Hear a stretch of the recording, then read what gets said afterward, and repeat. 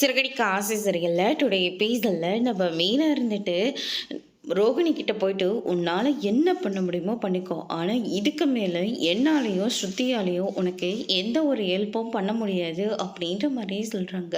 அப்படின்னா எல்லாருமே பிளான் போட்டு தான் என்னையும் மனோஜையும் பிரித்து வச்சுருக்கீங்க. நானும் மனோஜையும் சேர்ந்து சந்தோஷமாக வாழ முடியாத போது நீங்கள் 2 பேரும் மட்டும் அந்த வீட்டில் சந்தோஷமாக இருக்கலாம்னு நினைக்கிறீங்களா?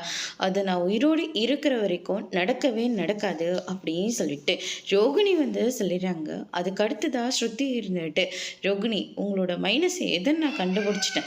நீங்கள் சந்தோஷமாக இருக்கக்கூடாதுன்னா மற்றவங்களும் சந்தோஷமாக வாழக்கூடாது அப்படி தானே? இதனால தானே மீனா உண்மையே சொல்லாத போதே மீனாவை வீட்டில் போட்டு கொடுத்துட்டு போனீங்க. உங்களால் தானே முத்துவும் மீனாவுக்குள்ளே இப்போ ஃபைட்டிங்காக இருக்குது சொல்லிட்டு முத்துக்கிட்ட மட்டும் உண்மையே சொன்னால் நான் அப்படி தான் செய்வேன் அப்படின்ற மாதிரி சொல்லிடுறாங்க. அதான் மீனா உங்களுக்கு எக்ஸ்பிளைன் பண்ணிட்டாங்கல்ல, நான் உண்மையை சொல்லலைன்னு. இப்போ நீங்கள் என்ன அவங்க கிட்ட சாரியாக சொல்ல போகிறீங்க? இல்லை, முத்துவும் எப்படியும் மீனாவையும் கொஞ்ச நாளைக்கு ஏற்றுக்கவும் மாட்டார். அவரோட பிடிவாதம் வேறு, மீனாவோட பிடிவாதம் வேறு. உங்களுக்கு ஹெல்ப் பண்ண போய் இப்போ இவங்களுக்குள்ள சண்டையாக தான் இருக்குது.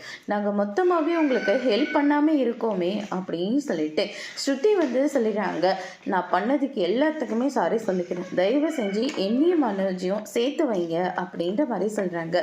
சேர்த்துக்கிறதும் சேர்த்துக்காமல் போகிறதும் உங்களுடைய ஹஸ்பண்டோடது, உங்கள் அத்தையோடது. இதுக்கும் எனக்கும் எந்த சம்மந்தமும் இல்லை அப்படின்னு சொல்லிட்டு மீனாவும் ஸ்ருதியும் சொல்லிடுறாங்க. அதோட பிரம்ம முடிச்சிருக்காங்க.